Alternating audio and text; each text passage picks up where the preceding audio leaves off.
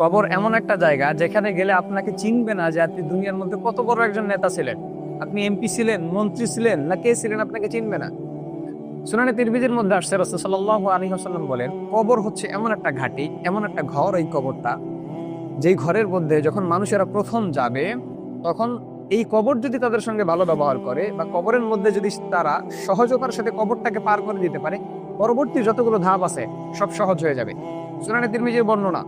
কিন্তু কবর যদি আপনার কঠিন হয়ে যায়, যে আপনি সহজ জবাব দিতে পারছেন না, কবরের মধ্যে আপনার খারাপ একটা সময় চলে যাচ্ছে, একটা খারাপ একটা অবস্থা, কঠিন একটা অবস্থার মধ্যে পড়ে গেছেন, এরকম যদি কবরের মধ্যে হয়, তাহলে পরবর্তী যত ধাপ আছে রাসূল সাল্লাল্লাহু আলাইহি ওয়াসাল্লাম বলতেছেন প্রত্যেক ধাপ তোমার কঠিন হতে থাকবে। এবং অপর হাদিসের মধ্যে আসছে, রাসূল সাল্লাল্লাহু আলাইহি ওয়াসাল্লাম বলছেন, যখন মানুষেরা একজন মানুষকে কবরের মধ্যে রেখে চলে যায়, তখন ওই কবরের মৃত ব্যক্তি ওই মানুষের পায়ের খসখস শব্দটা শুনতে পারে। তো আপনি কি মনে করছেন যে আপনি যখন ইন্তেকাল করবে, আপনি মারা যাওয়ার পর মনে হয় আপনার মধ্যে কোনো রুহু থাকবে না, আপনাকে কোনো জিজ্ঞাসাবাদ করা হবে না, হাসরের ময়দানে আপনাকে ওঠানো হবে না? আপনি এটা মনে করছেন আপনাকে জিজ্ঞাসাবাদ করা হবে না? আপনার ভুল ধারণা। রাসূল সাল্লাল্লাহু আলাইহি সাল্লাম বলছেন যে মানুষেরা যে চলে যায়, তুমি মরার পরে যে তোমাকে রেখে মানুষেরা চলে যাবে, তো এই মানুষের পায়ের খসখস শব্দটা পর্যন্ত তুমি শুনতে পাবে। তার মানে আপনি কি বুঝলেন? আপনি কবরের মধ্যে আপনাকে রাখা হবে, রাখা হয়ে মানুষ চলে যাবে না, তার মধ্যে আপনার অ্যাকশন শুরু হবে। তাহলে কবর আপনাকে এমনি এমনি চিনবে না। আপনি এমপি, মন্ত্রী, সরকার কে ছিলেন সেটা দেখে কবর আপনাকে চিনবে না, নবী রাসূল দেখে আপনাকে চিনবে না, দেখবে আপনার আমল। আপনার আমল যদি ভালো থাকে, কবর আপনার সঙ্গে ভালো ব্যবহার করবে, আমল যদি খারাপ থাকে, খারাপ ব্যবহার করবে। আমরা শুধু মনে করি, আমরা শুধু সারা জীবন শুনলাম যে কবরের মধ্যে যদি খারাপ একটা সময় চলে আসে, আমরা যদি গুনাহগার হয়ে মারা যাই, তাহলে কবরের এক পাশের মাটি আর এক পাশের মধ্যে চাপ দিবে, আমাদের এক পাজরের হাত অন্য পাজরে চলে যাবে।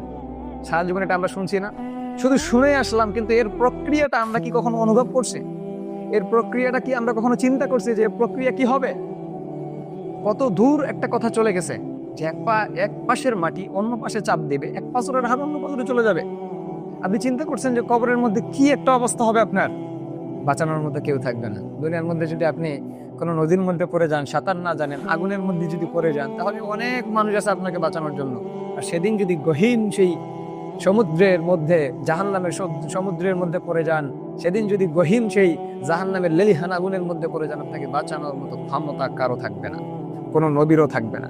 মুহাম্মদ সাল্লাল্লাহু আলাইহি ওয়াসাল্লাম আপনাকে সুপারিশ করতে পারবেন, কিন্তু আপনি যদি দুনিয়ার মধ্যে তার আদর্শ অনুযায়ী না চলেন, তার সুন্নাহ না মানেন, আল্লাহ পাক রব্বুল আলামিনের আদেশগুলো না মানেন, তাহলে আপনাকে সেদিন সুপারিশ তিনি কি দেখে করবেন? আপনি আমাকে বলেন।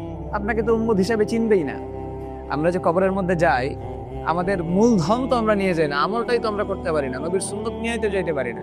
তাহলে তিনি আমাদেরকে যে সুপারিশ করবেন, কি দেখে আমাদেরকে সুপারিশ করবেন? আমাদের মধ্যে কি এমন সুন্নাহ দেখবেন, আমরা কি এমন নবীকে খুশি করার জন্য করছি, যেগুলো দেখে তিনি আমাদেরকে সুপারিশ করবেন? কোনো কিছু তিনি দেখতে পারবেন না ভাই। এজন্য সময় আছে, আমরা এখনো ফিরি। আল্লাহ পাক রব্বুল আলামিন